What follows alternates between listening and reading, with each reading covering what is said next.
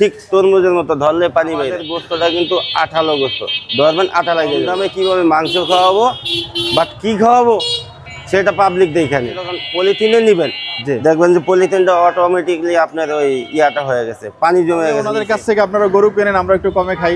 অনেকে প্রস্তাব তো বহুত দেওয়া হয় কিন্তু ওনারা তো রাজি হয় না। প্লাস আমরা বেশি রাখতেছি, ওই ক্ষেত্রে আপনার চোখে তো আমি একজন ডাকাত, কিন্তু পাবলিককে বোকা বানাইতেছে। এক কথাই শেষ, বর্তমানে গরু খাদ্যের দামটাই একটু বেশি, নিয়ন্ত্রণ করতে পারে তাহলে আমার মনে হয় যে 500 টাকা কেজি গোস্ত বিক্রি করাটা সম্ভব। আসসালামু আলাইকুম দর্শক, আশা করি সবাই ভালো আছেন।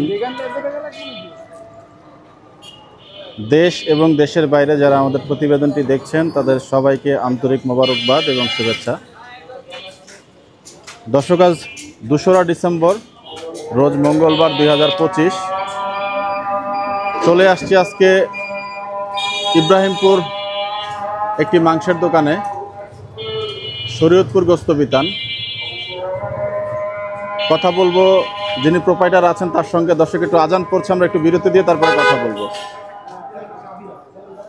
দর্শক, আমরা এখন এই দোকানটির যিনি ওনার আছেন ওনার সঙ্গে একটু কথা বলার চেষ্টা করি, কি দরদামে মাংস বিক্রি করছেন। ভাইয়া আসসালামু আলাইকুম। ওয়ালাইকুম আসসালাম ভাইজান। অন্য মামুন ভাইয়া, ভালো আছেন? আলহামদুলিল্লাহ। একটু আজান পড়ছিল জন্য বিরতি দিলাম। ভাইয়া, কি অবস্থা আপনাদের এখানে? মাংসের দরদাম কেমন চলছে ভাইয়া? জি আলহামদুলিল্লাহ, এখানে আমাদের এখানে মাংস খুবই ভালো।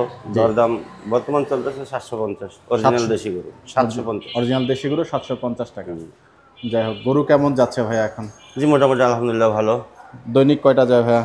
আমার দৈনিক এখানে যাচ্ছে 2টা 3টা, শুক্রবারে 5টা 4টা এরকম। শুধু গরুই জবাই করেন নাকি শুধুই গরু? মহিষ করেন না? মহিষ খুব অল্প, একেবারেই আমাদের এলাকায় খুব কম জবাই হয়। গরুটাই ভালো চলে? গরুটাই ভালো চলে, আমরা গরুর জন্য বিখ্যাত ইব্রাহিমপুর। তাই না? জি। এই দোকানটার বয়স কত বছর? এই দোকানটার বয়সটা 3 মাস প্লাস হয়েছে। আপনার 2025-এর 22 আগস্ট এটা শুভ উদ্বোধন হয় এই দোকানটা। 3 মাস হয়েছে? 3 মাস হয়েছে। একটাই শাখা আপনাদের না? আমার আরেকটা শাখা আছে। কোথায়? ইব্রাহিমপুর প্রাইমারি স্কুল রোডে, বাজারের ভিতরে, নতুন বাজার। ওইটা কি আপনার পুরনো দোকান? ওটা আমার পুরনো দোকান। ব্যবসা কত বছরের ভাই? আমার ব্যবসা 10 প্লাস। 10 বছর? 10 বছর। আচ্ছা, যাই হোক। শরীয়তপুর গোস্ত বিতান, প্রোপাইটার মুন্না ভাই কি আপনি? জি আমি নিজে মুন্না। আচ্ছা আচ্ছা ভাই, একটু আমরা মাংসগুলো আপনাদের দেখাই। জি জি জি দেখেন একটু মাংসগুলো দেখুন দর্শক। 750 টাকা তো নাকি ভাই? 750 টাকা কেজি দরে কিন্তু এই জায়গাটাতে মাংস বিক্রি হচ্ছে। এবং মাংসের কোয়ালিটি দেখুন, মাশাআল্লাহ কত সুন্দর। আমরা চেষ্টা করছি নিত্য নতুন আপনাদেরকে যে মার্কেটের তথ্য সেটা তুলে ধরার জন্য। এবং দেখুন এখানে কিছু পিস এখানে ঝুলিয়ে রাখা হয়েছে। এই পিসটা নিয়ে একটু কথা বলি ভাইয়া, এই পিসটা নিয়ে একটু কথা বলি আপনার সাথে। জি জি জি। এটা কি পুটের মাংস নাকি? জি এটা পুটের মাংস। আচ্ছা, এটার ওয়েট কত একটু আমরা দেখতে পারবো? অবশ্যই। 1 কেজি 266 পয়েন্ট। 1 কেজি 200 গ্রাম। জি। এটা কি ভাই রেয়াজ? এটা হচ্ছে এটা পুটেরই একটা অংশ। এটার মাথাটা কাইটা দুভাগ করে দিচ্ছে। এটা হচ্ছে পুটের একটা রেওয়াজ। এই আলাদা চর্বি ভাইয়া? না, এটা পুটেরই, এটা উল্টায় দেওয়া হয়েছে। গুর্দার চর্বিটা কি করছেন আপনি? আমরা ফেলে দিই। গুর্দার চর্বি, গুর্দা, পেটের চর্বি যা সব ফেলাই দিই। এই হচ্ছে পোতার রেওয়াজটা, এটাকে আমরা সব জায়গায় বিলাই দিই। শুধুমাত্র যে পোতার রেওয়াজটা, এই রেওয়াজটা সারা বডিতে আমরা অল্প অল্প অল্প অল্প করে দিয়ে দিই। আর গুর্দার যে চর্বিটা, পেটের চর্বিটা, ওটা আমরা ফেলে দিই, টোটালি ফেলে দিই। এটা কি গলে ভাইয়া? মানে এই চর্বিটা কি গলে যায়? না, এটা গলবে না। এটা গলার মতো চর্বি না, আমরা গলা চর্বি দেই না কাস্টমারকে। তাহলে 750 টাকা বিক্রি করছেন। আপনাদের মার্কেটে এভারেজ কেমন চলে দাম? মোটামুটি আলহামদুলিল্লাহ ভালো আছি। আমরা এই এলাকায় যত মাংস ব্যবসায়ী আছি, কাপুল থানার আওতাধীন, সবাই ভালো আছে আলহামদুলিল্লাহ। সর্বোচ্চ কত টাকা আপনাদের এই মার্কেটে? যেহেতু আমি নতুন, একটু তথ্য আপনার কাছে। আমাদের এখানে সর্বোচ্চ হচ্ছে, আপনাদের হয়তো দেখা গেছে গরুর যখন চাহিদা বেড়ে যায়, মার্কেটে যখন অ্যাভেলেবেল না হয়, গরুর যখন ক্রাইসিস থাকে, তখন 780 থেকে 800 পর্যন্ত হয়। এখন মার্কেট স্ট্যান্ডার্ড কত আপনাদের এখানে? এখন স্ট্যান্ডার্ড ভাবে চলছে 750। 750 টাকা? 750। আচ্ছা, হয়তো 10 টাকা এদিক সেদিক হইতে পারে। আচ্ছা, এর নিচে না? এর নিচে, উপরে হতে পারে। উপরে হবে, নিচে হবে, কারণ কোয়ালিটি একটা মেইনটেইনের একটা বিষয় আছে। জি, তা তো অবশ্যই ভাইয়া। ভাইয়া, এই যে হাড়গুলো বেরোলো, এগুলো কি করবেন? এই হাড়গুলো ওয়েস্টেজ, মানে এগুলাকে আলাদা বিক্রি করেন? এগুলো আলাদা বলতে যদি কারো পছন্দ হয় 150-200 টাকা কেজি। 150-200 টাকা কেজি? এই এর বাইরে কিছু না। বাহ চমৎকার। এগুলা কি বোনলেস এর থেকে বের হইলো ভাইয়া? এগুলো বোনলেস থেকে কিছু বের হয়েছে, আর হচ্ছে দেখা গেছে আপনি 5 কেজি 7 কেজি মাংস নিচ্ছেন, আবদার করছেন ভাইয়া যে হাটটা রাইখা দেন, তখন হিসাব করে যে 5 কেজি মাংস নিচ্ছে তার তো একটা ওদিকে রাখা লাগে, ওই ক্ষেত্রে আর কি হাটটা রাইখা দিতে হয়, কিছু করার নেই। কাস্টমার তো আজকে না হয় আমি ঠকিয়ে গেলাম, ওনাকে একটু জিতাই দিলাম, পরবর্তীতে উনি আবার আসবে। ওইটাই আমাদের মূল পলিসি হচ্ছে কাস্টমারকে জেতান। এই দোকানের পরিবেশটা মাশাআল্লাহ চমৎকার, মানে একদম পরিষ্কার পরিচ্ছন্ন। স্লটারিং কি এখানেই করেন ভাইয়া? জি এখানেই হয়, এখানেই ফেলেন। জি দর্শক দেখতে পাচ্ছেন এখানে কিছু কিছু মাংস কিন্তু ঝুলিয়ে রাখা হয়েছে এবং মাংসগুলো দেখুন। ভাইয়া মাংস কি কাস্টমার পিস পছন্দ করে নিতে পারেন? হ্যাঁ অবশ্যই, টোটালি কাস্টমারের জন্য এই দোকানটা দেওয়া, যে কাস্টমার যেই জায়গা থেকে চাইবো, আমার কাজ হচ্ছে ওই জায়গা থেকে দেওয়া, ওই জায়গা থেকে দেওয়া। আমি কি করবো, আমি বাসা নিলে 2 কেজি বা 1 কেজি নিয়ে বাসা যাবো, বাকিগুলো কি করবো, সবই কাস্টমার সার্ভিস। আচ্ছা, হাড্ডি চর্বির মিশ্রণ কেমন দিচ্ছেন ভাই? হাড্ডি চর্বির রেশিওটা আমার এই জায়গাতে সর্বোচ্চ যদি হাড্ডি পায় তাহলে 200 গ্রাম হতে পারে, কিন্তু এর নিচে হবে।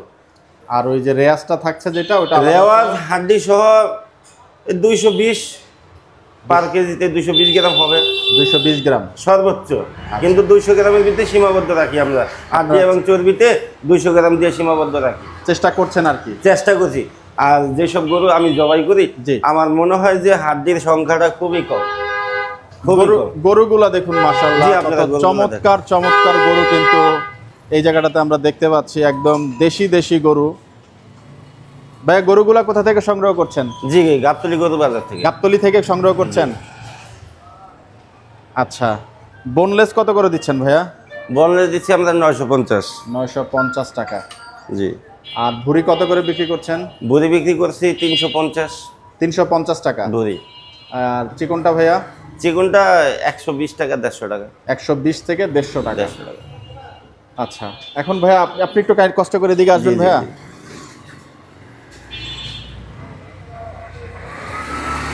এই যে শীতের সময় মাংসটা শুকিয়ে গেল, হ্যাঁ জি, এতে করে আপনার ওজন লস হয় না? দিন শেষে পড়তা কত আসে? এখন ওয়েট লস হলে তো কিছু করার নাই, এটা হলো শীতের সিজন, এখন আমরা তো পাচ্ছি না যে এটাকে আবার চুপ দিয়ে আবার ওঠে, দেখেন ওইটা আমরা বুঝি না।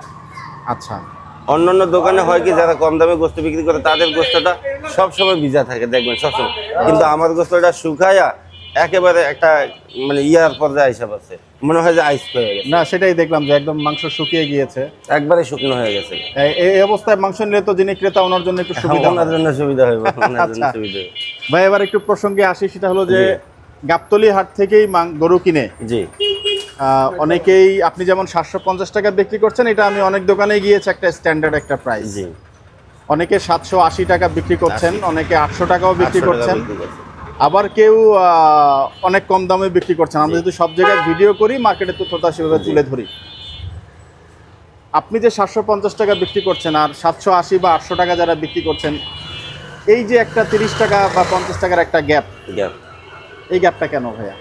দেখেন, আমার দোকানটা হচ্ছে নতুন, প্রথমত আমি বিক্রি করতেছি দেশি গরুটা 750 টাকা পাইকারি দামে, যেটা সীমিত লাভ।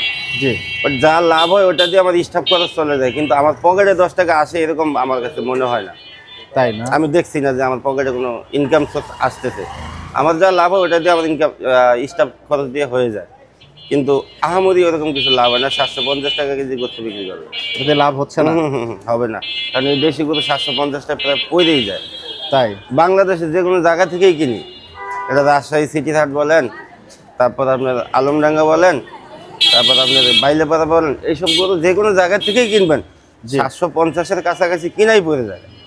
এগুলো লাভ করে বিক্রি করার লাগে হচ্ছে আপনার 780 বা 800 টাকা বিক্রি হলে কিছু লাভের মুখ দেখা যায়, কিছু লাভের মুখ দেখা যায়।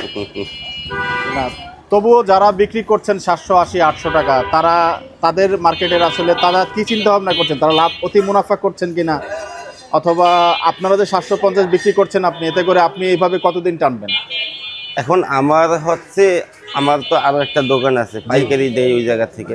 তা আমার কথা যেহেতু আমি পাইকারি দামে গোস্ত বিক্রি করে আমার কাছ থেকে নিয়ে মানুষ বিক্রি করে তারা লাভ করে খায়, তাহলে আমি পাইকারি দামে দেশি গরুটা দেখে বিক্রি করতে পারি কিনা। আমার মানে প্রথম চিন্তা ভাবনাই ওই জায়গায় যে আগে পাইকারি মূল্যে পাইকারি দামে দেশি গরুর মাংসটা পাবলিককে খাওয়াই, যে তারপরে একটা সময় না হয় আমি ব্যবসা করতে পারবো, যদি টিকে থাকি।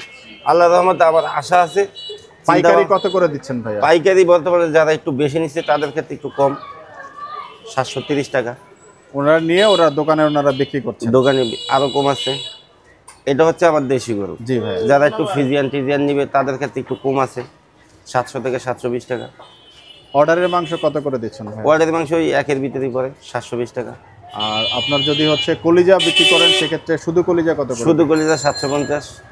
আর দিল কলিজা মিলায় একই দাম, যেভাবে নেয়। শুধু কলিজা নাইলে 750 টাকা দিবেন? যেভাবে নেয় ওইভাবেই দিই। ভিডিও দেখে আসে যদি না পায় পরে তো না না, কোনো প্রশ্নই ওঠে না। হ্যাঁ, 750। এই দাম কতদিন পর্যন্ত থাকবে ভাইয়া? যতদিন মার্কেটে গরু পাওয়া যায় অতদিন। দাম আর বাড়াবেন না? যদি মার্কেটে গরু অ্যাভেলেবেল থাকে তাহলে তো আমার দাম বাড়ানোর কোনো দরকার হয় না। আর যদি না থাকে সেই ক্ষেত্রে হয়তো কস্টিং খরচ লাগতে পারে, দূরের থেকে আনতে গেলে কস্টিং খরচ আছে, ওই ক্ষেত্রে তো বাড়তে পারে। এই গরুগুলাই কি আমরা আরেকটু কমে পেতে পারি কিনা? এর থেকে কমে আর আশা করা সম্ভব না, যেহেতু শীতের সিজন আইসা পড়ছে। জি, গরুর একটু চাহিদা আস্তে আস্তে। গরম আসলে কি আরেকটু পাবো ভাইয়া? জি ভাইয়া। গরম আসলে কি আরেকটু কমে পাবো? গরম আসলে হয়তো বা আপনার দেখা গেছে বর্ষা সিজন আসলে জি, ওই সময়টাতে একটু গরুর বাজারটা একটু কমে পাওয়া যায়, চতুর্দিকে পানি টানি থাকে, ওই ক্ষেত্রে কিছু গরু একটু। অনুষ্ঠানের মাংসটা কত করে নিতে পারবে আপনার কাছ থেকে? 720। এটা কি এখান থেকে কি ভাবে দিবেন? এই এখন যেভাবে ঝুলে দিচ্ছেন এভাবে দিবেন? একইভাবেই। একইভাবেই 720 টাকায় দেশি গরু? 720 টাকা দেশি গরু। তখন কিভাবে পড়তে হবে আপনার? তখন এখন তো আমি 1 কেজি বেশি, তখন একটা লোক 100 কেজি নিবে। জি, 1 কেজি মাংসতে আমার প্রায় ওয়েট লস যায় 10 টাকা 15 টাকার ওয়েট লস চলে যায়। দেখা গেছে 1 কেজি মাংস যদি 750 টাকা বিক্রি করি, ওই ক্ষেত্রে দেখা গেছে তার পালা রেটটা উঠে দেখা 760 টাকা 65 টাকা। ওই ক্ষেত্রে 10 টাকা 15 টাকা তার আমি রাখতে পারি না, ওই ক্ষেত্রে আমার রাখা লাগে 750। কিন্তু যখনই কোনো একটা লোক 100 কেজি মাংস নেবে, তখন ওই 100 কেজির মাংসের ঘাটতিটা এক জায়গায় চলে আসে, যে 100 কেজি অ্যাকুরেট মাইপে দিচ্ছি, ওই ক্ষেত্রে আমার পোষায় যায়। এখানে মাঝে মধ্যে অল্প অল্প করে দেন, সেটা আপনার ঘাটতি থেকে চলে যায়, দাম বেশি, এটা আমার ইয়ার থেকে চলে যায়, প্রফিট থেকে চলে যায় ওটা। আর একসাথে দিলে তাহলে সুবিধাটা কি হচ্ছে? একসাথে সুবিধাটা দিলে দেখা গেছে আমি 100 কেজি মাংস একসাথে বিক্রি করতে পারলাম, হয়তো 3000 কম আসছে, ঠিক আছে, কিন্তু 100 কেজি মাংস যখন আমি 100 জনকে ভাগ করে দিব, তখন দেখা গেছে 5-7 কেজি আমার একটা ঘাটতি হয়ে যায়। আর ওই ক্ষেত্রে আরেকটু চর্বি টর্বি মনে বেশি যায়? না, আমাদের প্রথম হিসাব থাকবে হইলো ওই রকমই, যে আমরা পুটের চর্বি আর স্টিকের চর্বি ফেলাই দিই, এটা ফেলাই দিই। আচ্ছা, যাই হোক, মুন্না ভাই আপনাকে ধন্যবাদ, আমাদেরকে সময় দিলেন। দর্শক, আমরা কিন্তু আজকে সেই মার্কেট নিয়ে একটু কথা বললাম, এবং এটা হচ্ছে 750 ইব্রাহিমপুর ঈদগাহ মাঠ। এই জায়গাটা আসার সবচেয়ে সহজ ঠিকানা কোন জায়গায়? এই জায়গায় সহজ আসার ঠিকানা হচ্ছে, যদি কেউ ক্যান্টনমেন্টের ভিতর থেকে আসে তাহলে আসতে হবে পুলপাড় থেকে সোজা শেওড়াপাড়া রোডে হাতের বাম পাশে ঈদগাহ রোড। জি, আর যদি শেওড়াপাড়া থেকে কেউ আসে তাহলে শেওড়াপাড়া অথবা কাজীপাড়া বাস স্ট্যান্ড নাইমা পূর্ব পাশে রিক্সা বললেই হবে, ইব্রাহিমপুর ঈদগাহ রোডে যাবো। এটা ঈদগাহ রোড? এটা ঈদগাহ। অথবা মিরপুর 11 বা ওই উত্তরা যদি থেকে কেউ আসে, অনেক সময় তো আসতেই পারে। হ্যাঁ, সেক্ষেত্রে মিরপুর 11-12 থেকে আসলে আপনার 14 নম্বর মোড় থেকে যে কাউরে বললেই হবে ইব্রাহিমপুর ঈদগাহ রোড বললেই সবাই দেখা দিবে। ভাই, একবারে শেষ মুহূর্তে একটা ছোট প্রশ্ন করতে চাই। বলেন। আমরা মিরপুর, যেহেতু আমাদের এলাকা হচ্ছে মিরপুর, তো ওইখানে একটা কম দামের একটা মাংসের বাজার ইতিমধ্যে গড়ে উঠেছে। আমরা এই এলাকা থেকে এরকম পেতে পারি না, কারণ একটু কমে পেলে তো আসলে সুবিধা হয়। ঢাকার বাইরের থেকে গরু এনে অথবা ফ্রিজিয়ান গরু, দেশি গরু মিলিয়ে সবকিছু মিক্স করে কুরবানি সিস্টেমে কি আপনাদের এখানে একটা দোকান আমরা এক্সপেক্ট করতে পারি না? দেখেন, প্রত্যেকটা কাস্টমারেরই নৈতিক অধিকার আছে ভালো নেওয়ার। জি ভাইয়া। প্লাস কম দামে নেওয়ার, কম দামে ভালো জিনিস নেওয়ার। এখন আমাদের এখানে হচ্ছেটা কি, যেটা কম দামে যারা আমার ভাই বোনেরা যারা বিক্রি করতেছে, এটা তো মূলত কম দামে, এটা পাবলিককে দেখাইতেছে যে কম দামে, বিষয়টা কিন্তু কম দামে না। একটা সময় ছিল যে মাংস ব্যবসায়ী আগে ওজনে কম দিত, 100 গ্রাম পার কেজিতে, তখন হয়তো মাংসের দাম ছিল 70 টাকা 80 টাকা। কিন্তু এটা হঠাৎ করে বন্ধ হয়ে যায়। এই কমের যে একটা প্রতিক্রিয়া, এই জিনিসটা যখন ডিজিটালের সিস্টেম এসে গেছে বন্ধ হয়ে যায়। তো এটা হঠাৎ করে 2-4 বছর ধরে আবার চালু হয়েছে। কিভাবে? ডিজিটাল পদ্ধতিতে কম দেওয়া চালু হয়েছে। এটা হচ্ছে কি, তারা কিভাবে যে পানি মিশ্রণ করে, যেটা আমাদের ধারণার বাইরে। 1 কেজি মাংসে মিনিমাম 200 গ্রাম পানি থাকে, পিসটা ধরলেই মনে হয় যে আমি তরমুজ ধরছি। তরমুজ যেমন একটা রসালো ভাব থাকে, তরমুজটা যেরকম রসালো ভাব থাকে ঠিক তরমুজের মতো ধরলে পানি বেরে, কিন্তু আমাদের গোস্তটা কিন্তু আঠালো গোস্ত, ধরবেন আঠা লাগিয়ে দেবো গা, হাতের ভিতরে আঠা লাগিয়ে দেবো গা। আর ওদের গোস্তটা ধরবেন হাত স্লিপ খাবে, শুধু স্লিপ, মনে হয় যে তরমুজ ধরছি। আপনি যে কটা মাংসের দোকানে যাবেন, যত মাংসের দোকানে যাবেন, যারা 700-র নিচে বিক্রি করবে মনে করবেন যে ওইটাই ঝামেলা আছে। এলা পাগড়ি যত বড় হোক, দাড়ি যত লম্বা হোক, কারণ মাংসর বাজারটা আমরা নিয়ন্ত্রণ করি। কারণ মাংসর যে গরুগুলা আমরা ম্যাক্সিমামই কিন্তু গাবতলী হাট করি, তো সবাই এক জায়গা থেকে কিন্তু হাট করি। আপনি হয়তো দেখা গেছে যে একটা গরু কিনছেন, আপনার কাছে হয়তো 500-1000 টাকা বেশি লাগতে পারে, আমার কাছে 1000 কম লাগতে পারে। এইখানে 5-10 হাজার টাকার কোনো খেলাবেলাই নেই, 500-1000 টাকার খেলাবেলা। তা আমার কাছে আমি এই গোটা যদি ধরেন যে 90 দিয়ে কিনছি, আপনি হয়তো আনলে হয় 1000 কমে আনবেন, নাহলে 1000 বেশি, সর্বোচ্চ 1000 মানে অনেক বেশি এটা। কিন্তু ওই যে এই গরু আমি 90 দিয়ে আনছি, আপনি যে 85,000 টাকা দিয়ে আনবেন, এই ধরনের কোনো সিস্টেমই নেই। ভাইয়া একটা কথা আপনার কথা থেকে আসি, যে আপনি বললেন মাংসটা আমরা নিয়ন্ত্রণ করি। নিয়ন্ত্রণ বলতে যারা বেশি দামে মাংস বিক্রি করে, এটা কি এক রকমের ওই যে মানুষ মানে অনেকে অনেক মন্তব্য করে যে তারা হচ্ছে বেশি দামে মাংস বিক্রি করে, তাদের একটা জোট আছে না? তো সেই ক্ষেত্রে এইটার মনিটরিং সেল গভর্নমেন্ট থেকে কি আদৌ নেওয়ার কোনো স্টেপ বা আপনাদের কোনো সমিতি বা এরকম কিছু আছে কিনা, যারা হচ্ছে আমরা ক্রেতা হিসাবে চাবো অবশ্যই মাংসের মান এবং দাম দুটো একটা ব্যালেন্স থাকুক। আপনাদের কি ঢাকা সিটিতে কোনো এরকম কোনো কিছু নাই যারা হচ্ছে এটাকে একটু মনিটর করবে? একটা মার্কেট স্ট্যান্ডার্ড প্রাইস আমরা মানে আমরা কোনো কন্ট্রোভার্সি চাই না। বাই দ্য ওয়ে, আপনি ব্যবসা করেন, আমরা ক্রেতা হিসাবে ভালো জিনিসটা চাইবো, তবে অবশ্যই সব সময় একটু ক্রেতা হিসাবে কম দামটা এক্সপেক্ট করব। এই বিষয়ে আপনার মতামত কি? মানে এটা আসলে মনিটরিং সেলটা কাদের হওয়া উচিত? মনিটরিং সেলটা আমাদের আরো 10-12 বছর আগে একটা কমিটি ছিল, সেটা ছিল হচ্ছে আপনার, সেই কমিটিটা বিলুপ্ত হয়ে গেছে। পরবর্তীতে আমরা 2024 সালে সরকারের কাছে একটা নতুন কমিটির জন্য আর্জি জানাচ্ছি, ওটা প্রস্তাবিত আছে। ওই সমিতির নাম হচ্ছে দৈনিক ক্ষুদ্র মাংস প্রস্তুতকরণ ও বিক্রেতা সোসাইটি। তো ওটা প্রস্তাবিত আছে, ইনশাল্লাহ যদি ওটা আমাদের রেজিস্ট্রেশন নাম্বারটা পেয়ে যাই, তাহলে আমাদের আশা ভরসা আছে যে সরকারের কাছ থেকে আমরা কম মূল্যে ভালো জিনিস দেওয়ার একটা চেষ্টা করব, আর মনিটরিং করার চেষ্টাটা করবো আমরা। যেহেতু আমরা এখন, আমি তো কাউকে খারাপ বলতে পারতেছি না, কারণ যে মাংস ব্যবসা করতেছে সেও আমার ভাই, যে কমে বিক্রি করতেছে সেও আমার ভাই। আমি তো কারো বিপক্ষে বলতে পারি না, নাম উল্লেখ করতে পারি না। এখন বিষয়টা হচ্ছে যে দেখেন, এক প্যাকেট সিগারেট বিক্রি করলে ওটার ভিতরে ক্ষতিকারক লেখা থাকে ভাইয়া, যে এটার সর্বোচ্চ ক্ষতিকারক এইটা কতটুকু, যে বিষয়টা এরকম না। আর আমরা এমন হয়ে গেছি যে ভালো জিনিস দেওয়ার ভিতরে কোনো প্রতিযোগিতা চলতেছে না, এখন প্রতিযোগিতা চলতেছে কম দামে কিভাবে মাংস খাওয়াবো, বাট কি খাওয়াবো সেটা পাবলিক দেখে নেই। এটা হয় নাকি? আপনি আমার কাছে বিশ্বাস করে আসছেন সে দূরে থেকে, যে ভাই মুন্না ভাই আপনার দোকানের নাম শুনছি, 5 কেজি মাংস দেন। এখন 5 কেজি মাংস আপনি তো বুঝতেছেন না এটার ভিতরে পানি আছে না কি আছে, আপনি দেখতেছেন যে মাংস ঝুলানো আছে, একটু রেশিও আছে, এই হবে। কিন্তু যখন আপনি বাসায় নেবেন, দেখবেন 5 কেজি মাংস যখন পলিথিনে নেবেন, দেখবেন যে পলিথিনটা অটোমেটিকলি আপনার ওই ইয়াটা হয়ে গেছে, পানি জমে গেছে নিচে। অথবা এই সেম মাংসটা যখন আপনি ফ্রিজে রাখবেন, ফ্রিজও হিট হবে না, মানে সারা দিন আপনার সারা রাত গেলেও ফ্রিজে হিট হবে না। তারপরে কিন্তু হবে কি, মাংসটা নীল হয়ে যাবে। অনেকে বুঝে, অনেকেই বোঝে না। কিন্তু কম দামে কখনই কোনো দিন ভালো জিনিস আশা করা সম্ভব না, কখনো না। যদি আমার কোনো ভাই বলে যে আমি 700 টাকার নিচে মাংস দিব, এটা তার ভুল ধারণা। কিন্তু পাবলিককে বোকা বানাইতেছে, এক কথাই শেষ। কারণ আমি বিক্রি করি 750, আমার ইব্রাহিমপুরে টোটালি যারা আছে সবাই 750 টাকা, কেননা আমরা ভালো জিনিস বিক্রি করি। আমার পাশে আরো দোকান আছে, আপনার বিশ্বাস না হলে আপনি দেখবেন, সবাই 750 টাকা কেজি মাংস বিক্রি করে। কিন্তু ওই যে মিরপুর 11-12 সবাই তো আর কম দামে মাংস বিক্রি করে না, সবাই তো খারাপ বিক্রি করে না। গরু সবাই ভালো জব করে, কিন্তু তাদের ওই মানে প্রক্রিয়াজাত যে ইয়াটা ব্যাপারটা, এটাই আমাদের মাথায় ধরে না যে ওরা কিভাবে কি করে। তাহলে ওনাদের কাছ থেকে আপনারা গরু কেনেন, আমরা একটু কমে খাই। অনেকে বহুত দেওয়া হয়, কিন্তু ওনারা তো রাজি হয় না। ভাইয়া আসলে এই জিনিসটার ইয়েটাই ভিতটাই কেউ আসলে আমরা বুঝতে পারছি না। যেহেতু ওনারা বলছেন, আমরা যখন সব দোকানেই যাচ্ছি, যে যেটা বলছেন আমরা কিন্তু সেই কথার উপরে মানে এখন আমি আপনাকে বলি যে এখন বর্তমানে হচ্ছে স্বর্ণের বড়ি হচ্ছে 2 লাখ প্লাস। তো এখন হঠাৎ করে যদি কেউ 1,80,000 টাকা 1,80,000 করে স্বর্ণের ভরি দেয়, আপনি তো নিবেন যে অমুক জায়গায় 2 লক্ষ প্লাস স্বর্ণের ভরি চলতেছে, আর এই ভদ্রলোক 1,80,000 টাকা দিচ্ছে। তাই এখন আপনি বোঝেন যে তার স্বর্ণটা কি অরিজিনাল নাকি সে চোরাকার ভরি, জিনিসটা বোঝা লাগবে আপনার।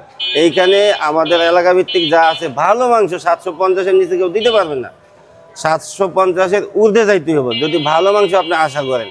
তো সেই জায়গায় 630 টাকা, তার মানে কি আমরা 100 প্লাস আমরা বেশি রাখতেছি। ওই ক্ষেত্রে আপনার চোখে তো আমি একজন ডাকাত, জি মানে জনগণের চোখে তো আমি একজন ডাকাত যে অমুক জায়গায় 630 টাকা আর এই জায়গায় 750 টাকা, প্রায় 1 কেজি মাংস 120 টাকা ডিফারেন্স। জি 120 টাকা ডিফারেন্স, তার মানে আমি জনগণের চোখে একজন ডাকাত। বিষয়টা এরকম না, আসলে না। ভালো মাংসের দাম, ভালো জিনিস, মাংস না শুধু যেই কোনো জিনিস, ভালো জিনিস কিনতে গেলে আপনার দাম বেশি লাগবে। এই জামাটা যদি আমি ভালো জায়গা থেকে কিনি একটু দাম বেশি লাগবে, আর ফুটে থেকে কিনলে 100-150 টাকায় হয়ে যাবে। সমিতি হলে কি গোখাদ্যের দাম কমানো এবং ব্যাপারীরা যে দামে বিক্রি করছেন সবকিছু মিলিয়ে কি দাম আর একটু সামনে? আরেকটা বিষয় হচ্ছে যে গোখাদ্যের দামটা যদি একটু নিয়ন্ত্রণ করতে পারে সরকার, তাহলে আমাদের কাছে মনে হয় বর্তমানে গরু খাদ্যের দামটাই একটু বেশি, অনেকটাই বেশি। একটু বললে ভুল হবে, গরু খাদ্যের দামটা যদি একটু সরকার নিয়ন্ত্রণ করতে পারে, তাহলে আমার মনে হয় যে 500 টাকা কেজি গোস্ত বিক্রি করাটা সম্ভব। আর বিষয় করে আমাদের বর্তমানে যে খামার অ্যাসোসিয়েশন যারা আছেন, ওনারা তো আমাদেরকে নির্ধারিত কোনো একটা রেট দিতে পারে না, কারণ খামারে নিজেই দিতে পারে না যে 650 টাকা আমরা দিলাম, তোমরা নিয়ে 700 বেচো, এইটা খামারে দিতে পারে না। তাহলে মাংস ব্যবসায়ী কিভাবে পারে 630 টাকা বিক্রি করতে? আমার তো প্রশ্ন, মানে এই জায়গায় ঘুরপাক খাচ্ছে। এই উদ্যোগটা আসতে হবে সরকার এবং খামারি যারা বড় বড় আছেন, উদ্যোগটা আসতে হবে, রেট ঠিক করে দেওয়া উচিত এটা, এবং রেটটা নির্ধারণ করবে সরকার।